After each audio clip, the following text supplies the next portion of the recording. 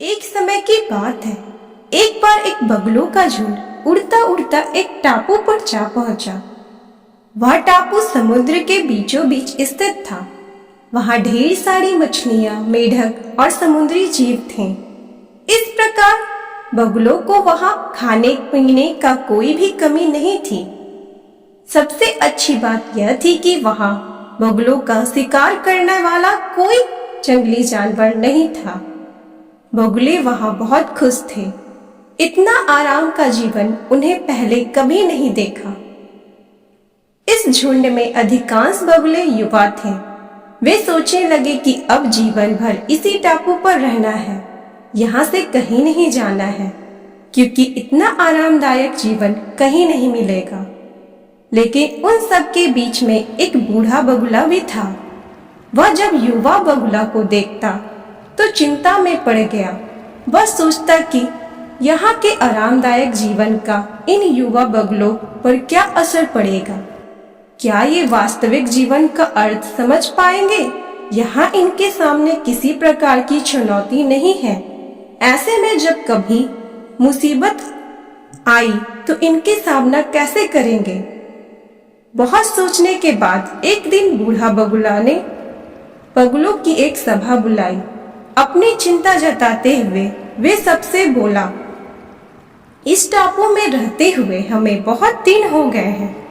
मेरे विचार से अब हमें वापस उसी जंगल में चले जाना चाहिए जहां से हम आए हैं। यहाँ हम बिना चुनौती का जीवन जी रहे हैं।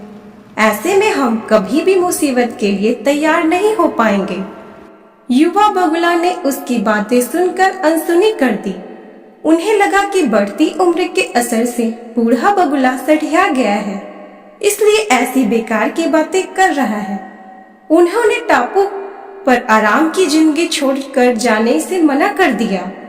बूढ़ा बगुला ने उन्हें समझाने की कोशिश की कि तुम सब ध्यान नहीं दे रहे हो। ऐसे में मुसीबत आई तो क्या करोगे?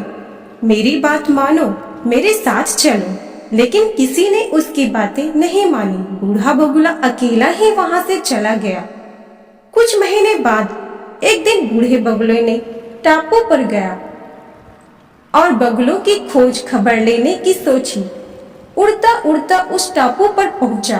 टापू पर जाकर उसने देखा कि वहां का नजारा बदला हुआ था। जहां देखो वहां बगुलों की लाशें पड़ी थी। कई बगुले लहूलुहान हो चुके थे, घायल पड़े थे। हैरान बूढ़े बगुले ने एक घायल बगुले से पूछा, ये क्या हो गया? तुम लोगों की ये हालत कैसे हुई?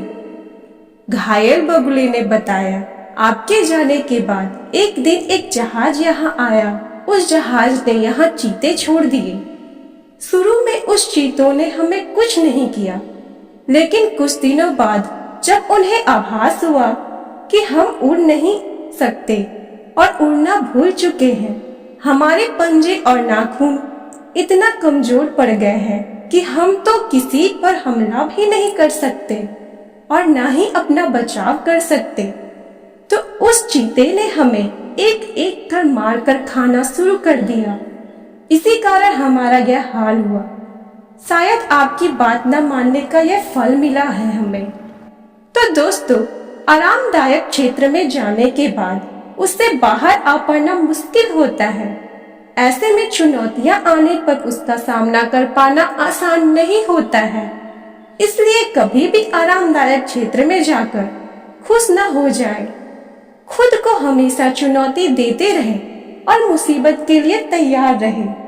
जब तक आप चुनौती का सामना करते रहेंगे, तब तक आप आगे बढ़ते रहेंगे।